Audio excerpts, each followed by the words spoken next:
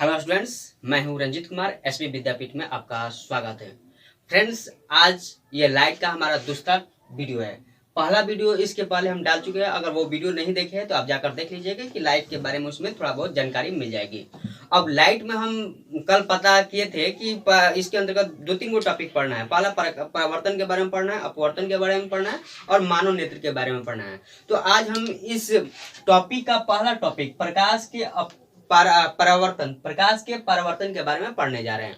तो इसमें प्रकाश के बारे में इसके पहले वाला वीडियो में डिटेल्स बता चुका हूं। अगर आप वीडियो नहीं देखे तो जाकर पहले देख लीजिएगा। अब इसमें बात करते हैं परावर्तन। परावर्तन होता क्या है, इन चीज को हम अपने नॉर्मल भाषा में समझने का प्रयास करेंगे। सबसे एकदम नॉर्मल। हम लोग बचपन में हमें देखते थे कि जब बैट बॉल खेलते थे तो बैट बॉल में क्या होता था कि यहाँ पर 3 गो विकेट हो रहा था और यहाँ पर 3 गो विकेट हो रहा था। यहाँ से बॉलर क्या कर रहा था कि गेंदा यहाँ से फेंक रहा था, तो गेंदा क्या हो रहा था, यहाँ से पड़कर यहाँ जा रहा था। तो यहाँ से क्या हो रहा है कि गेंदा आ रहा है, फिर यहाँ से रिटर्न होकर जा रहा है। तो इसी चीज को परावर्तन कहते हैं। एक बिंदु पर पड़कर वहां से लौट जा रही है, तो इस चीज को हम परावर्तन कहते हैं। या फिर नॉर्मल भाषा में हम लोग समझने का प्रयास करते हैं तो कभी कभी मन नहीं लगता था तो एक छोटा सा बॉल लेकर क्या करते थे, नीचे से एकदम हमेशा पटक के कैच कर रहे थे या फिर ऊपर फेंक के कैच कर रहे थे। तो इस चीज को क्या कहते हैं, परावर्तन कहते हैं। क्यों परावर्तन हो रहा है, इसमें पटकते हैं बॉल को तो वहां से रिफ्लेक्ट होकर वापस आ जा रही है, या फिर दीवार पे मारते तो वहां से लौट कर वापस आ जा रही है। इस चीज को हम परावर्तन कहते हैं।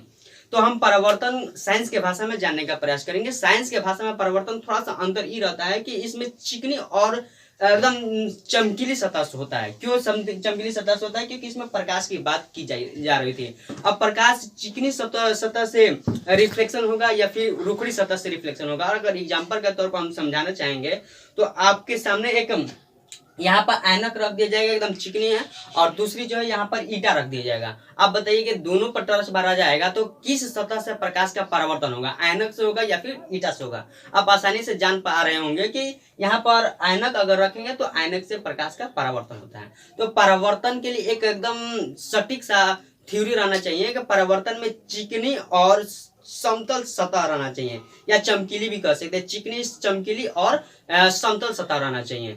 तो प्रकाश का परावर्तन के लिए चिकनी सतह होना चाहिए। तो प्रकाश का परावर्तन का नॉर्मल परिभाषा हो जाता है, प्रकाश किसी दिशा से आकर चमकीली सतह पर पड़कर पुनः लौट जाती है, तो इस घटना को प्रकाश का परावर्तन कहते हैं। या फिर दूसरी भाषा में हम लोग परिभाषा देना चाहेंगे तो नॉर्मल परिभाषा ये हो सकता है, चिकनी सतह पर पड़कर लौटती हुई किरण को प्रकाश का परावर्तन कहते हैं। या किसी दिशा से आती हुई प्रकाश एक बिंदु पर पड़कर लौट जाने की क्रिया को प्रकाश का परावर्तन कहते हैं। ये सारी प्रकाश का परावर्तन का परिभाषा है। तो प्रकाश का परावर्तन साइंस की भाषा में किससे होता है तो ये जानेंगे। प्रकाश का परावर्तन जो है दर्पण से होता है। दर्पण आप किसे कहते हैं, ये वाला थोड़ा आगे आएगा टॉपिक, इसके बारे में डिटेल्स हम जानकारी प्राप्त करेंगे। तो लेकिन थोड़ा सा दर्पण के बारे में बता देता हूँ। जैसे मैं ऐनक, ऐनक में क्या होता है कि एक प्लेन शीशा होता है और प्लेन शीशा को क्या किया जाएगा, एक ओर पेंट कर दिया जाता है, एक ओर कहीं पेंट कर दिया जाता है, तो ये हो जाता है ऐनक। अब इसमें क्या होगा, प्रकाश आएगी और यहाँ से रिफ्लेक्ट हो जाएगी, तो इस घटना को प्रकाश का परावर्तन कहते हैं। तो प्रकाश परावर्तन दर्पण से होता है, या चिकनी सतह से होता है, या चमकीली सतह से होता है, और सतह समतल रहना चाहिए, एकदम प्लेन होना चाहिए। अब जानेंगे कि दर्पण का निर्माण किस चीज से होता है, दर्पण किस चीज से बना होता है। तो दर्पण के लिए ये देखिए ग्लूकोज का निर्माण किया जाता है। दर्पण किस से बना होता है, ग्लूकोज से बना होता है। ग्लूकोज का सूत्र जो है C6H12O6 होता है। अब जो है दर्पण यानी कि ऐनक जब देखते हैं तो एक और पेंट किया जाता है, जिस ओर हमारा चेहरा नहीं दिखाई देता, दूसरी ओर दिखाई देता है। तो पेंट क्या चीज से होता है, ये अगर क्वेश्चन उठेगा तो पेंट जो है सिल्वर ब्रोमाइड से किया जाता है, AgBr, सिल्वर ब्रोमाइड, AgBr इसका सूत्र है। और इसी साथ जो है कभी कभी आता है सिल्वर आयोडाइड होता है, AgI। सिल्वर आयोडाइड का उपयोग कृत्रिम वर्षा कराने में किया जाता है। कृत्रिम वर्षा, कभी कभी क्या होता है कि कृत्रिम रूप से वर्षा कराई जाती है, तो ये सिल्वर आयोडाइड आसमान में गोली के माध्यम से, बंदूक की गोली के माध्यम से फेंक दिया जाता है और वहां पर बादल निर्माण होता है और कृत्रिम वर्षा किया जाता है। तो एग्जाम में कभी कभी क्वेश्चन पूछता है कृत्रिम वर्षा कराने के लिए किस रसायन का प्रयोग किया जाता है, तो सिल्वर आयोडाइड। और इसके बाद कभी क्वेश्चन पूछता है कि दर्पण के कलई करने के लिए या पेंट करने के लिए किस रसायन का प्रयोग किया जाता है, तो सिल्वर ब्रोमाइड का प्रयोग किया जाता है। अब हम बात करते हैं कि प्रकाश का परिवर्तन का हमारे दैनिक जीवन में क्या यूज होता है, दैनिक जीवन में प्रकाश का परिवर्तन का यूज क्या होता है, क्यों हम प्रकाश का परिवर्तन पढ़ते हैं, क्या हमारे दैनिक जीवन में इसका उपयोग क्या है, इसके बारे में जानते हैं। देखिए, प्रकाश का परिवर्तन का हमारे दैनिक जीवन में बहुत ही ज्यादा उपयोग है। क्यों उपयोग है? क्योंकि प्रकाश के परिवर्तन के कारण ही दुनिया का हर कोई वस्तु जितनी भी है हम देख पाते हैं। अगर प्रकाश का परिवर्तन नहीं होता तो कोई भी वस्तु दुनिया का हम देख नहीं पाएंगे। अगर जिन सतह से प्रकाश का परिवर्तन नहीं हो रहा हो, उसका मतलब ये है कि वो चीज हमको दिखाई नहीं देगा। अगर ये हमको दिखाई दे रहा है, इसका मतलब इससे प्रकाश का परिवर्तन हो रहा है। आपसे एक क्वेश्चन पूछने जा रहे हैं, आप बताइएगा कि प्रकाश का परिवर्तन ऐसा कौन सा चीज है जहां से नहीं होता है। आप सोचिए, समझिए और कमेंट बॉक्स में आंसर दीजिए।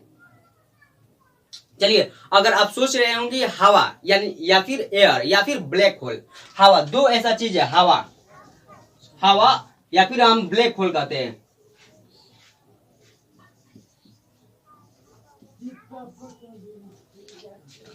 हवा और ब्लैक होल, हवा को हम कभी देख नहीं सकते हैं और साथ ही साथ ब्लैक होल, अंतरिक्ष में हमारा ब्लैक होल है, पूरी तरह से काला, काला रियल में नहीं है। वहां ऐसा चीज है कि मान के चलिए आसमान है, आसमान की जगह पर इतना चीजवा नहीं दिखाई देता है, तो इस चीजवा को हम लोग ब्लैक होल बोलते हैं। वो दिखाई नहीं देता क्योंकि यहाँ से प्रकाश का परिवर्तन होता ही नहीं, जितना भी आती है प्रकाश ऑब्जर्व करके दिखाई नहीं देती है। और साथ ही साथ हवा तो हम नॉर्मल भाषा में जानते हैं कि कभी दिखाई नहीं देती है, हवा को महसूस करते हैं। तो हवा से प्रकाश का परिवर्तन नहीं होता है, इसलिए हवा नहीं दिखाई देती है। कभी आपसे कोई क्वेश्चन पूछेगा हवा हमें क्यों नहीं दिखाई देती है, साइंटिफिक कारण क्या है, तो प्रकाश का परिवर्तन जो है हवा से नहीं होता है, इसलिए नहीं दिखाई देती है। तो चलिए, हम इसके बाद हम जानते हैं कि इस टॉपिक के अंतर्गत क्या क्या चीज पढ़ना है। वीडियो के साथ बने रहिए।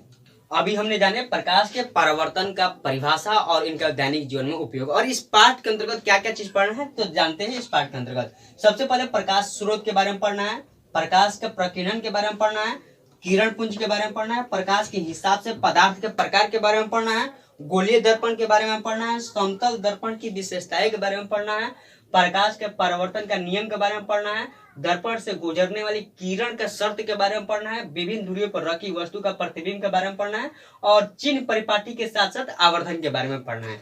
इन सभी 11 टॉपिक के बारे में पढ़ना है और 11 टॉपिकों को शुरू से एकदम पढ़ेंगे। तो सबसे पहले बात करते हैं प्रकाश के परिवर्तन, प्रकाश स्रोत के बारे में। देखिए, प्रकाश स्रोत दो प्रकार की होती है, एक प्रकाश प्राकृतिक से निकलती है, उसे प्राकृतिक स्रोत कहते हैं, और दूसरा मानव द्वारा बनाई गई चीज से निकलती है, उसे मानवकृत स्रोत कहते हैं। प्राकृतिक स्रोत हो गया, एक मानवकृत स्रोत हो गया। तो जो प्रकाश प्राकृतिक से निकलती है, जैसे सूर्य होता है, तारा होता है, इन चीज से प्रकाश अपने आप निकलती है, तो ये प्रकाश प्राकृतिक स्रोत हुआ। और इसके बाद मानव द्वारा बनाए गए, जैसे बल्ब है, मोमबत्ती है, टॉर्च है, लंटेन है, ये सब चीज से प्रकाश भी निकलता है, ये मानव निर्मित प्रकाश स्रोत है। तो अभी उम्मीद करता हूँ कि ये प्रकाश स्रोत के बारे में अच्छे से समझ गए होंगे। अब बात करते हैं प्रकाश के प्रकीर्णन के मतलब। देखिए, प्रकाश के प्रकीर्णन, प्रकीर्णन का मतलब होता है बंटवारा।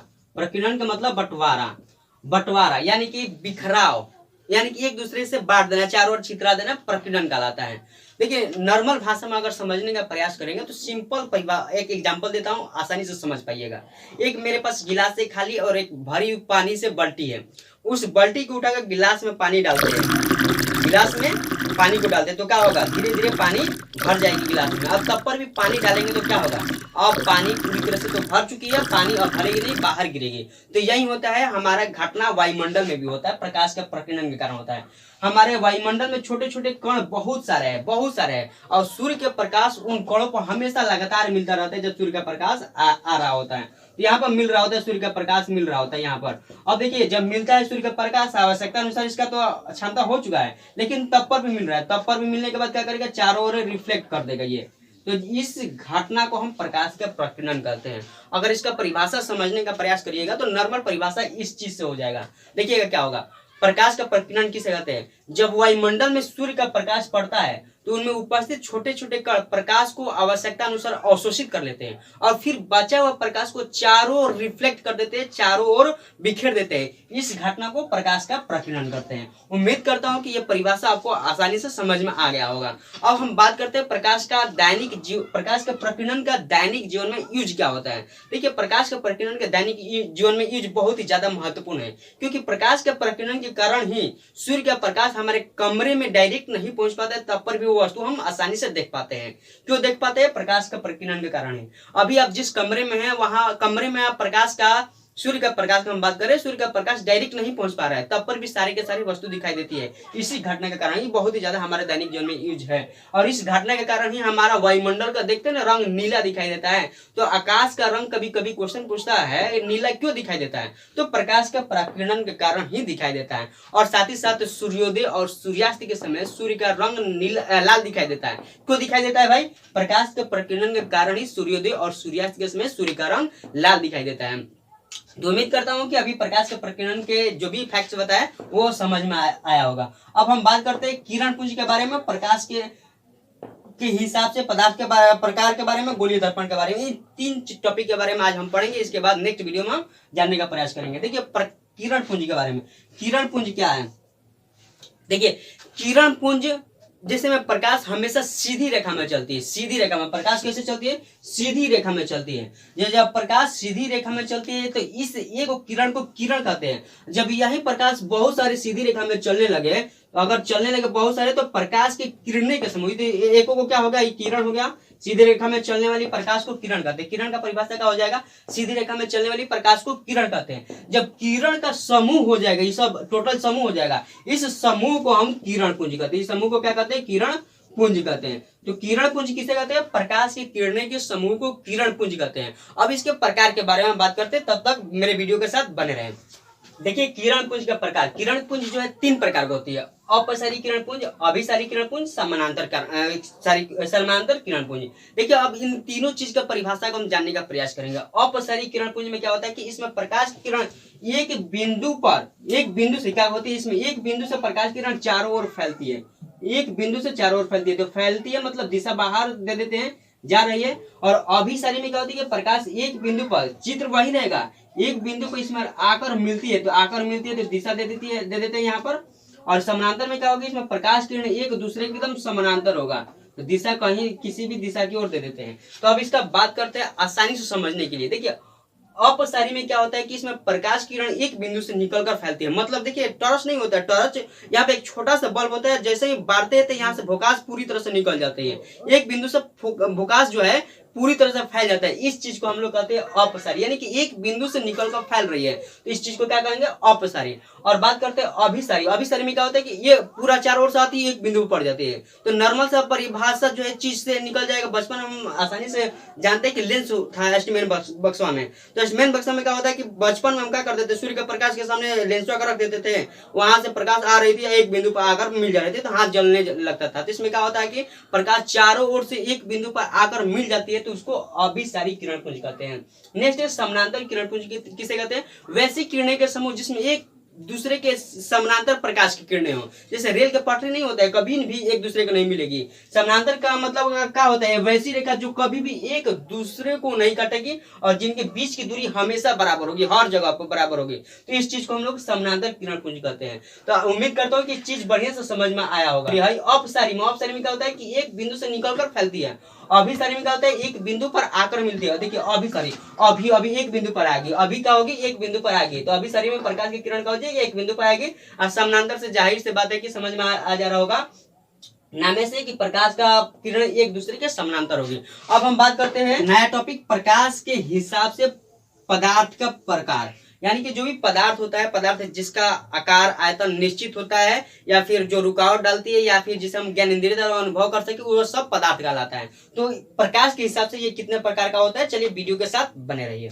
तो चलिए बात करते हैं प्रकाश के हिसाब से पदार्थ की प्रकार। तो पदार्थ का हम परिभाषा बता चुके हैं। पदार्थ किसे कहते हैं? वैसे चीज जो स्थान गिरे, जिसमें रुकावट हो, जिसे हम ज्ञानेंद्रिय द्वारा अनुभव कर सके, या फिर जिसे हम आंख से देख सके, वो सब चीज पदार्थ कहलाता है। देखिए पदार्थ जो है प्रकाश के हिसाब से 3 प्रकार का होता है। पहला पारदर्शी पदार्थ, दूसरा अपारदर्शी पदार्थ और तीसरा पारभासी पारदर्शी का मतलब पारदर्शी का मतलब जो पारदर्शी आर पार होने वाला हो, जिससे प्रकाश आर पार हो जाए उसे पारदर्शी कहते हैं। जैसे हवा से प्रकाश आर पार हो जाता है इसे पारदर्शी कहते हैं। पानी से प्रकाश आर पार हो जाता है इसे भी पारदर्शी। कांच माने जिससे मढ़ने वाला नहीं होता फ्रेम हवा, जिससे आर पार दिखाई देता है, तो वो चीज भी पारदर्शी पदार्थ के अंतर्गत आ जाता है। देखिए अब बात करते हैं अपारदर्शी। अपारदर्शी में क्या है, इसके जस्ट अपोजिट है। ये बहुत ही ज्यादा क्रिटिकल सब्जेक्ट नहीं है, क्रिटिकल टॉपिक भी नहीं है।